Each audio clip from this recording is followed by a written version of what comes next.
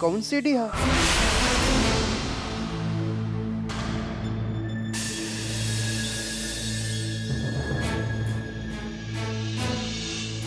तू ईसीडी के खातिर सागर से झगड़ा करत रहा? सागर तू अपन सीडी ले जा बेटा। दिखला हम कल रानी की हमार सीडी बा।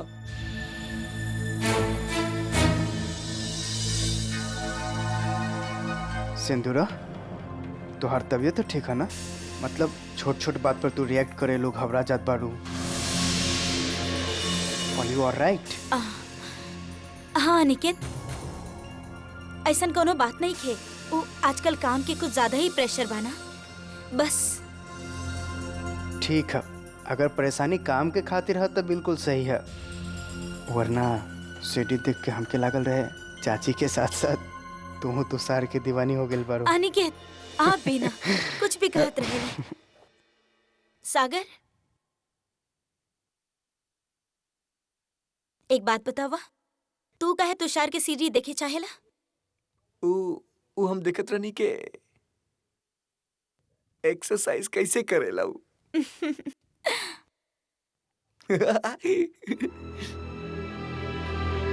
लागत है जैसे तुषार के जादू सारा घर पर चल गई। कुछ दिन में हम भी वर्कआउट करे लागब।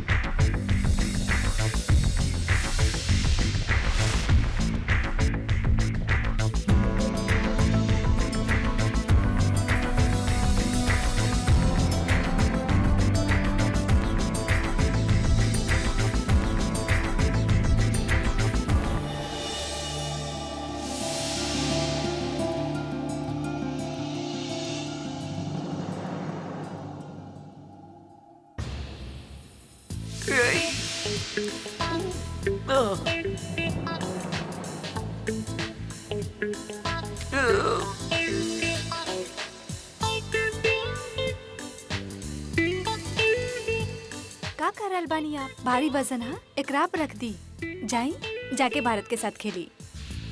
जाई। हमको ना बच्चा बानी जौन बाहर जाके बैट बॉल खेली। आई एम अ बिग बॉय।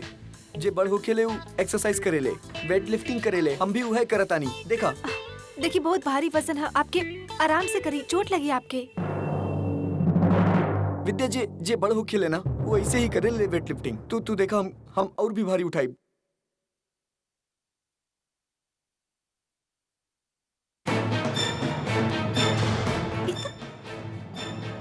बहुत भारी है। सुनी देखा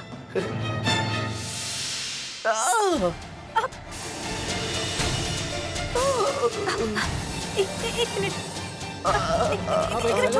छोड़ी। तुषार भाई छोड़ा, उठाइए एकरा। छोड़ा सागर। तुषार भाई सागर चल चल बैठी। बेटा सागर कहाँ बेल सागर? ये है ना, ये भारी भारी वजन उठावत रे, पता ना इनका कैसे। आराम से। ओह लगता है मसल्स क्रैम्प हो गए। एक सेकंड रुका। बहुत दर्द था। Don't worry don't worry don't worry, is spray से पेन एकदम खत्म हो जाए। आराम से।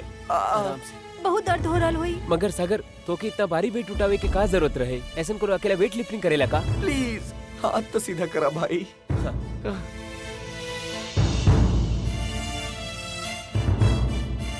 इतना वेट उठावे के तो के का जरूरत रहे सागर? ऐसे अकेले वेट लिफ्टिंग ना करेल जाला। काहे? तू भी तो वेट्स उठावेला ना, अकेले उठावेला। सागर हमके तो वेट लिफ्टिंग आवेला इहे खातिर करत है। तारा सब कुछ आवेला तुषार, हम कुछ सीख ना सकेली। ना बड़ी हमारी ई कह के मतलब ना रहे ना, आई मीन बस आराम से। बस तू तो बॉन्ड जेम्स बॉन्ड बड़ा भाई, सब कुछ आवेला तारा के। प्लीज रहेदा, I am a big boy. हम सब कुछ कर सकेली, हम ऐसे भी ज्यादा टफ चीज कर सकेली, हम वेट उठा सकेली, सब कुछ कर सकेली।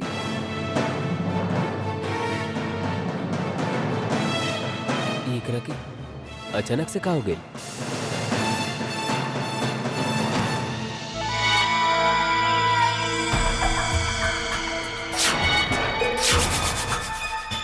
चाची, उठत बवंडर के आसार दिख रहल बा तारा? हाँ? हम तो ई देख रहल बानी कि कैसे विद्या के लन्हा मुन्हा दुल्हा जवान बने के कोशिश कर रहल बा। अरे अभी रुक जाई चाची, अभी तो देखे वाला खेल होई। अरे हमरा के तब विद्या की फिकर हो रहल बा। अरे अभी अभी तो सुरीली नाम के आंधी से मुश्किल से पीछा छूटल बा। अरे चाची, जितना ज्यादा हलचल हुई उतने ज्यादा बड़ नफा हुई हमनी के, समझ लो। ये सिर्फ एक तूफान नहीं खे जे आवे वाला भाई हवेली में, और बहुत धमाल होखे वाला बा यहाँ। चला आजा आजा आजा, आजा।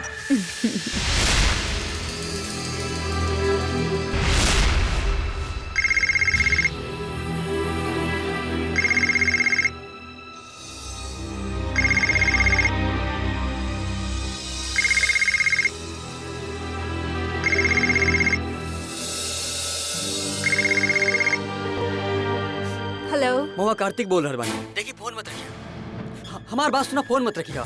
तू हमके बार बार फोन करके काहे तंग करल हऊ? बिकॉज आई लव यू महुआ। एक बार हमरा से मिल ली, एक बार। तू पूरा सच ना जाने लू, हमार पूरा बात सुन ला तो के खुद बखुद हमरा पे यकीन आ जाई। देखा, हम तो के पहले भी कह चुकनी है, हमके तोहार शक्ल ना देखे के हा, ना मिले के चाहत बानी हम तोहरा से। हमके बार बार फोन मत करा। महुआ तो हमके खुद से अलग ना कर सकेलू। हम प्यार करते तोहरा से, हम इतना आसानी से हार ना मानब। दूसर के गुनाहों की कीमत हम कतई ना चुकाई।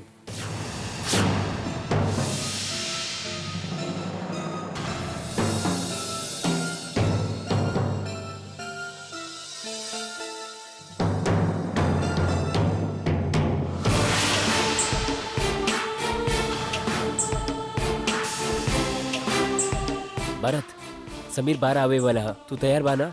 यस तुषार भैया, आई एम रेडी। गुड। अच्छा सुना, हमने के यहाँ नीचे छुपल है, ठीक है?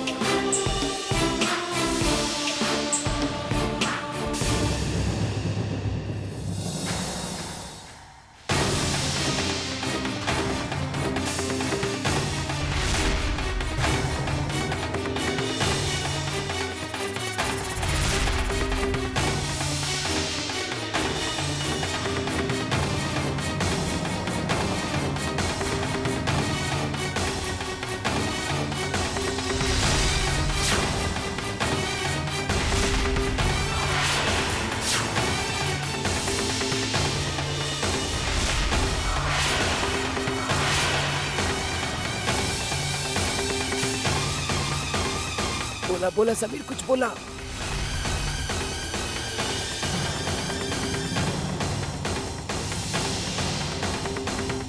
भारत, समीर पे असर हो रहा, तो कुछ देर और तक एक्टिंग करा। ठीक बा भैया।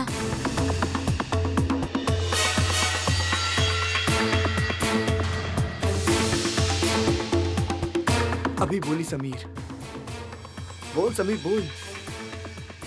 बोला बोल। समीर, कुछ तो बोला।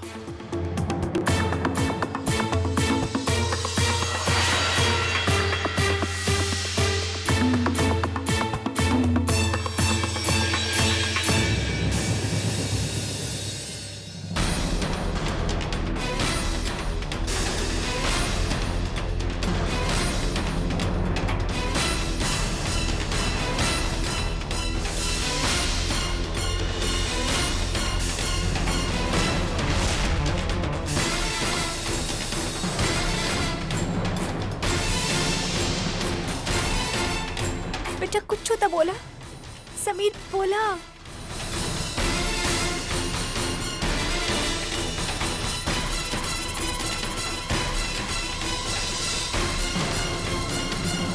Mister India, stupid.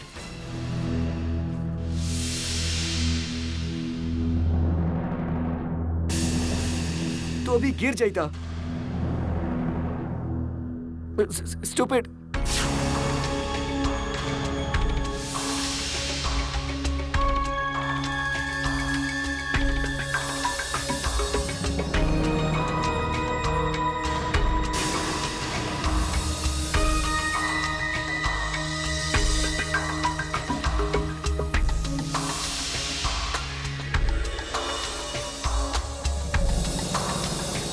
दद्दाई का कर देनी आप थोड़ा देर और नहीं थी ना तो समीर पक्का बोल देत। का बोले वाला रहे समीर का। देखा आइडियाज बहुत स्टूपिड बड़े, बहुत स्टूपिड। ये अच्छा बात नहीं कि तू लोग बच्चा के डरावेला। Very bad, very wrong. देखी हम लोग ओकरा डरावत ना रहनी, हम लोग ओकरा बुलवावे के। प्लीज बस, हमके पता बा, हम एकर पापा बानी। ये कब बोली कैसे बोली हमके सब पता बा। हमारा आइडियाज बेस्ट बा। प्लीज दादा, आप गलत समझाता नहीं आप।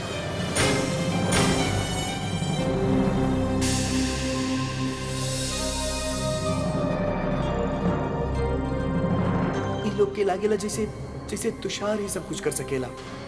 वो है कि आइडिया से समीर बोल सकेला। हम ये सब के दिखा दे कि हम भी वो सब कर सकेली, सब जो तुषार और ये लोग कर सकेले। हम भी बड़ा हो सकेली, बिग बॉय।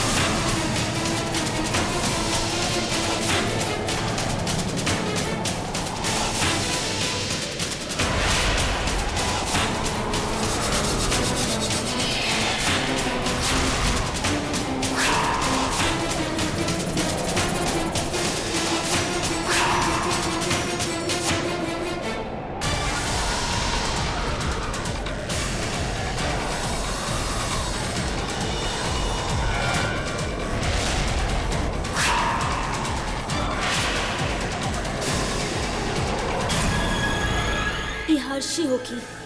हाँ, एकरा तो हम अभी देखा था नहीं।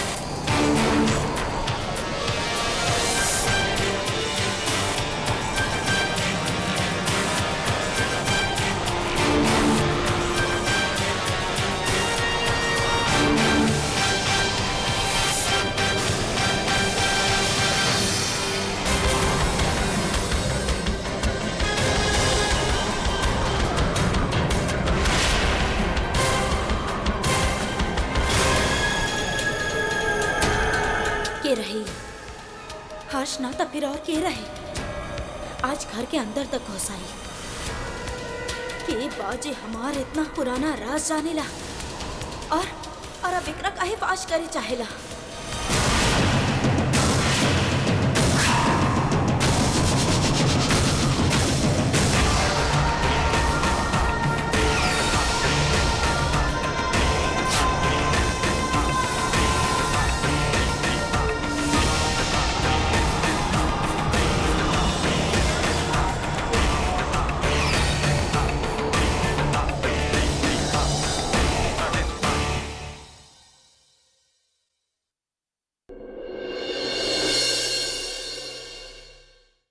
Good morning.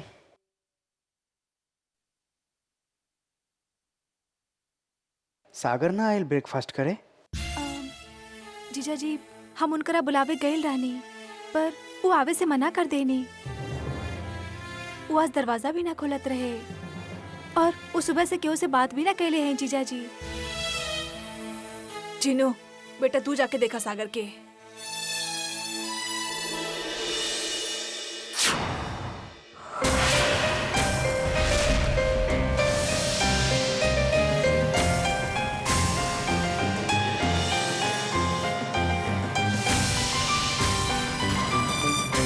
Mister Hussain catch.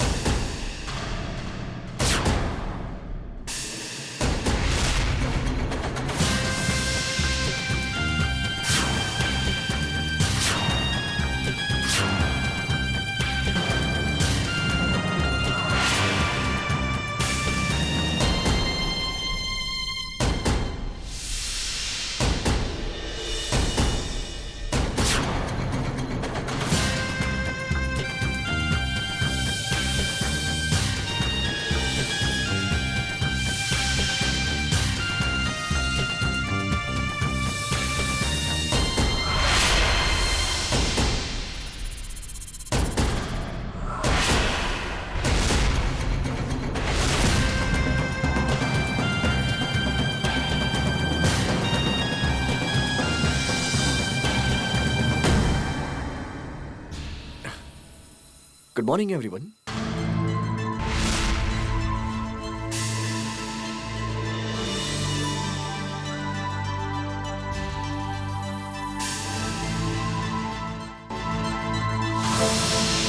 Mr. Chinmay Singh.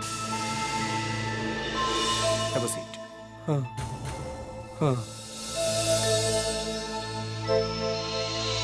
Papers, please, Jiju. Oh sure. Thank you.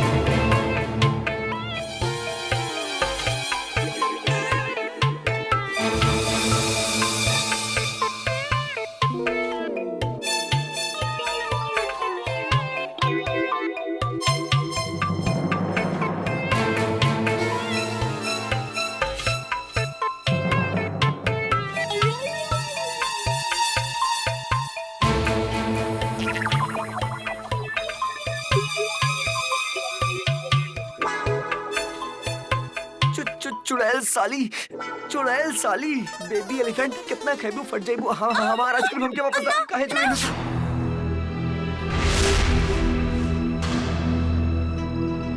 हमारा आइसक्रीम हम फ्रिज में रख ले रही।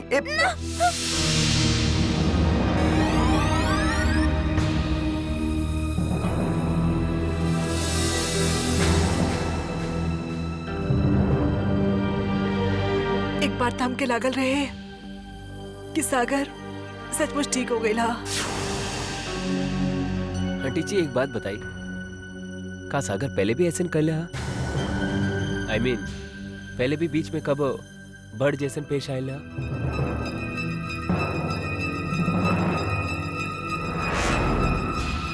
ना, ऐसन तो वो इससे पहले कबो ना कहनी हा। और ई हमके अच्छा से पता हा कि जानबूझ के बड़ा होवे के कोशिश करत रहनी। मगर ई ना समझ में आ रहा कि ई ऐसन काहे कहीं नहीं। मामी, मिस्टर हुसैन की तो आदत बस शरारत करे के। आज बैठल बैठल ओकरा शरारत सूझ गइल होखी, ऐसे उ कर देलस। हाँ विद्या, भारत ठीक कर रहल बा। सागर शरारत ही कर रहल रहे।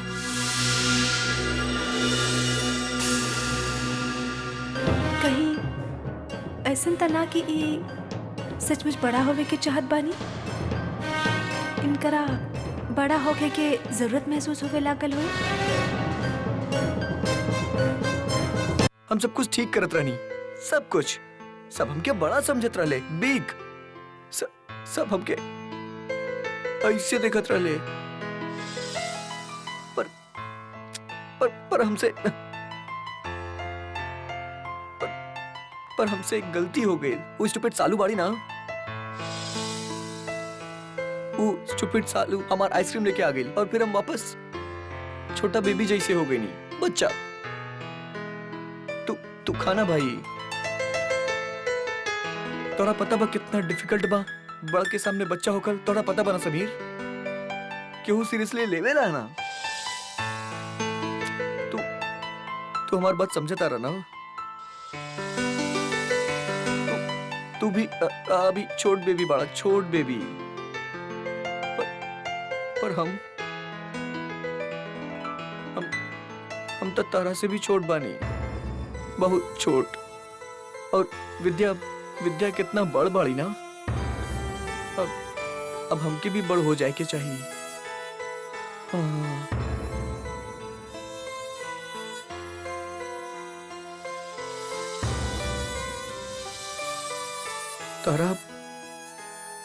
तारा हम ऐसा नहीं अच्छा लागेली ना, छोट से।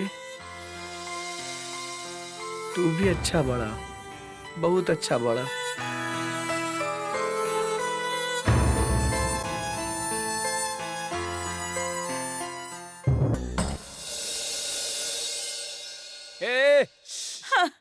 रुका रुका रुका, क्या आप लोग कहाँ जाए आपके?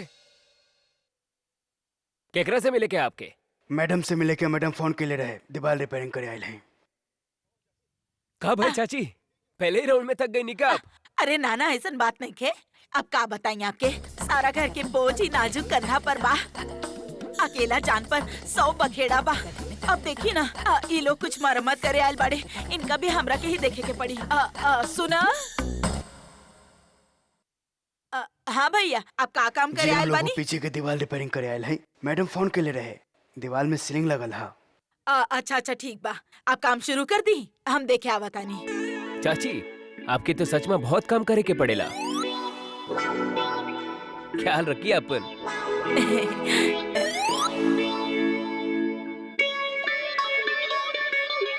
अरे आप खड़ा खड़ा मुका देख रहल बानी, काम पे लग जाए। जी मैडम। चली तुषार जी।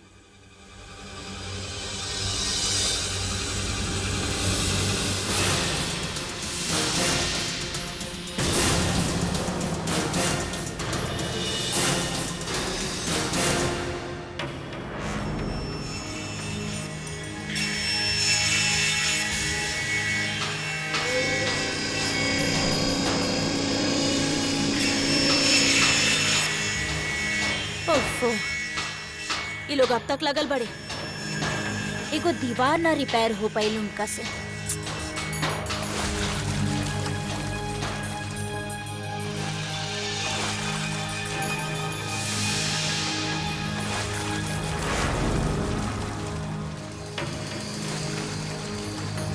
अभी पानी के बहे की आवाज कहाँ से आ रही बा?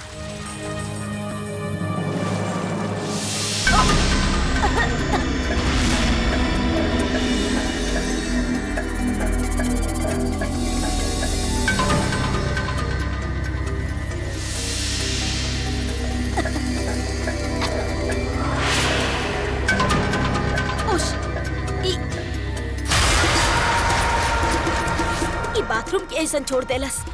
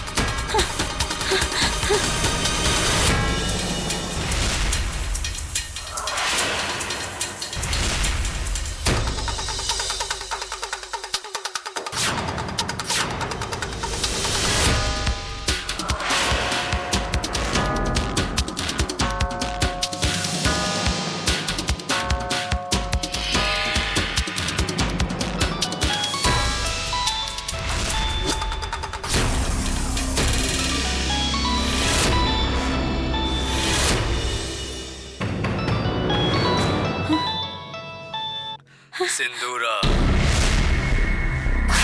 के बोल रहल बा?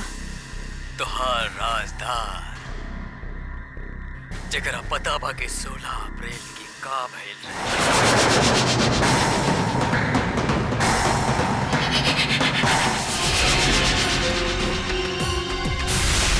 काहे काहे कर रहल बाड़ा ई सब? आखिर तू चाहत का बड़ा? अरे वाह, तू तो सच में कमाल के बिजनेस वुमन बाड़ू सिंदूरा। एकदम सीधे काम के बात पर आ गए। ऐसन भी का जल्दी बा सिंदूरा, अभी तक खेल शुरू भइला।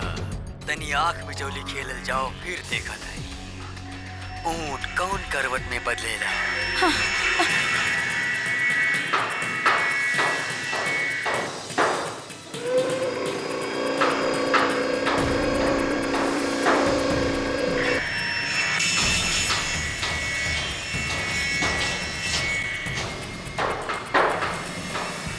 ई पीछे ड्रिलिंग की आवाज सुनाई दे रहल बा। और ड्रिलिंग हमने के ही घर में हो रहल बा। मतलब ये आदमी ये वक्त यहाँ हमने के घर में ही बा, बाहर लॉन में। का भइल सिंदूरा? अचानक चुप काहे हो गई हो? हाँ? ना, हम बस ये सोचत रहनी कि आखिर तू ये सब काहे कर रहल बड़ा?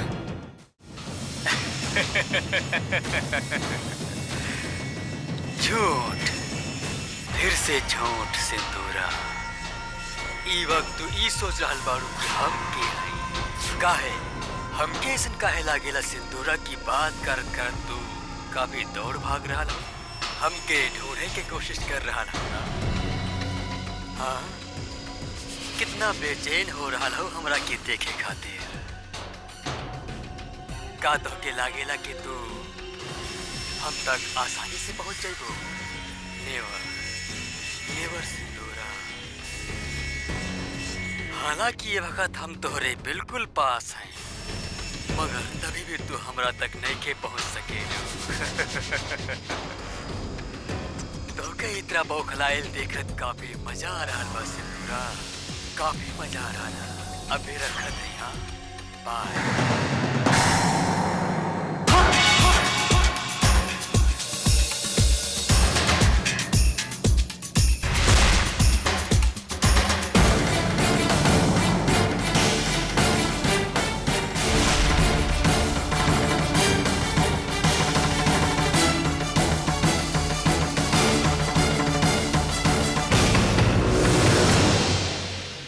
कार्तिक साहब, आप?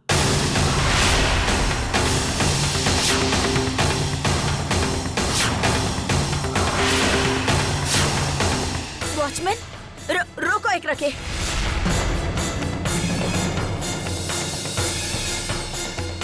रुको, तू ये घर में घुस आइला? तोहार इतना हिम्मत? वॉचमैन, पुलिस के बुलावा। दीदी एक मिनट, हम यहाँ पर महुआ से मिले आए रहनी, और हम जानते रहनी कि आप लोग हमरा के घर में घुसे ना दें। ई खातिर वर्कर बन के आए रहनी। हम बस अपन बीवी से मिले के चाहत बानी और कुछ होना। तो के अगर अपन बीवी के उतना ही ख्याल रही तो अपन हरकत पर काबू रखता। बोला ये नहीं आवत। तो दोनों जा और कार्तिक साहब के बाहर के दरवाजा दिखावा। अरे तू इतना मजदूर में कार्तिक साहब के कैसे पहचान लेला? अरे मजदूर तो वहाँ काम करत रहे और कार्तिक साहब फोन में बात करत रहे।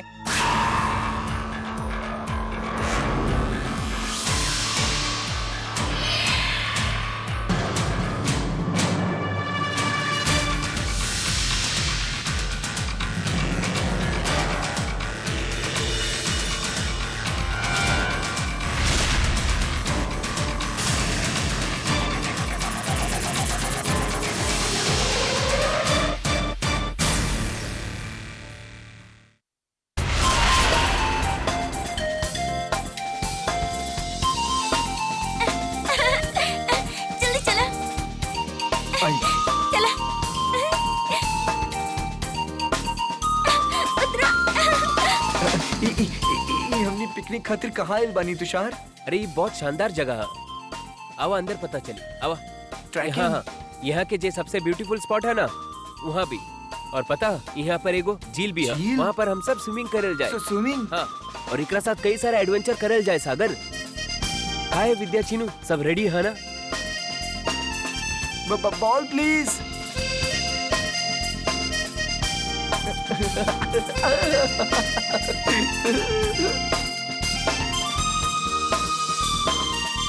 अरे तुषार जी, आप तो कुछ खा ही ना रहल बाड़े। ली हलवा ली, हम अपन हाथ से बनेले बानी, ली ना। मम्मा, झूठ काहे बोल रहल बानी आप? ई तो विद्या कुकिंग कैली बड़ी। अरे चुप कर ना। विद्या तो बस बतावत रहली शालू, बनेले हम बानी। जा जा, तू जाकर खेला, जा जा जा। तुषार जी। सागर, आ जाओ, कुछ खेलल जाए। हाँ हाँ, जल्दी आई दादा। हाँ हाँ, चला, हमने भी कुछ खेलल जाए, चला। पर का खेलल जाए? Blind cap. Good idea. सही बात, सही बात। हाँ, बहुत मजा आई। लेकिन सबसे पहले बारी तय करल जाए, ठीक है? बारी बारी। ओके, बारी तय करल जा, बारी तय करल जा, बारी तय करल जा, बारी तय करल जा, बारी तय करल जा, बारी तय करल जा, बारी तय करल जा, बारी तय करल जा। विद्या से शुरुआत करल जा। भारत, जा जल्दी से कपड़ा लेके आवा। जल्दी जल्दी लावा। यस। देखा विद्या, हम जैसे जैसे दिशा बताई वैसे वैसे चलते रहिए। अगर मन में कोनो शक है तो बता दा। अगर जरा भी डर रहा तो हम ये प्लान अभी कैंसिल कर देते हैं। ना, देखा, ये प्लान तो हमू कर सकत हई, मगर ये काम खातिर हम सिर्फ तोके चुन ले हई। काहे कि हमके ये लगेला कि समीर सबसे ज्यादा तोरा से जुड़ेला। तुषार, हमके लेके आप बिल्कुल निश्चिंत रहें। समीर खातिर तो हम कुछ भी कर सके नहीं, और हमके पूरा यकीन है कि जहाँ आप लोग हमारे साथ है ना, वहाँ हमके कुछ ना हो सकेला। चली भाभी, चली। अच्छा भाई, खेल शुरू, सब जाके छुप जाओ। जल्दी चलो, जल्दी चलो, जाके चलो, छुप चलो, जाओ। चलो। चली चली। हाँ, हम कहाँ जाई, छुप जाई। हाँ। चला चला चला चला।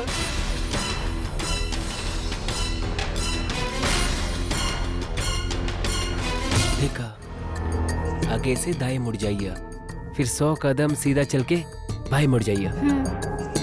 हमने के कुछ देर खातिर दूर हो जाए ताकि सिर्फ समीर तोरे पास होइए। पर ध्यान रखिए, रास्ता भूलिए ना। हमने ये चाहेला कि तू अकेले दिखा और समीर तो के देखे पुकारे, मगर बहुत ध्यान रखिए, आगे खाइया, ठीक है? चली। जा।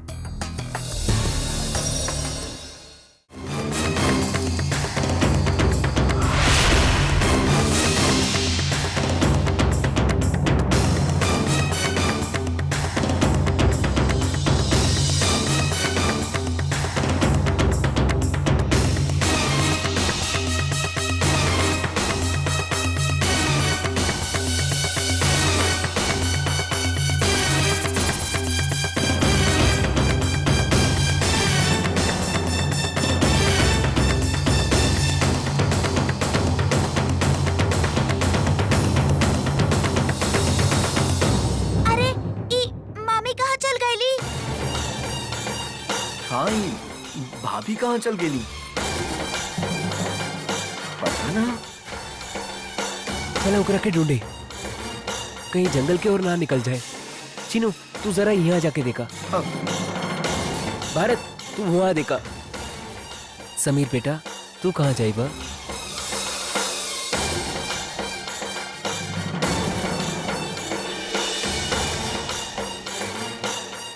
98, 99, 100।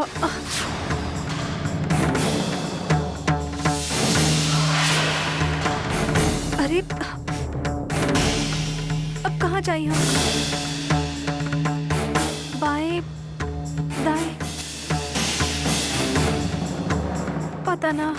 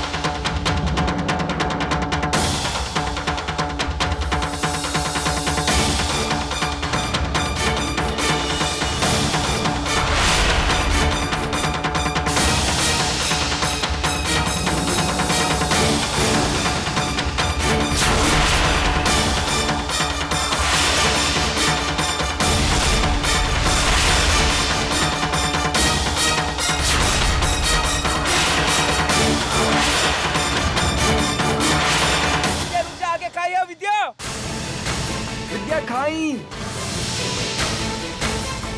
रुक जा, आगे खाई हो।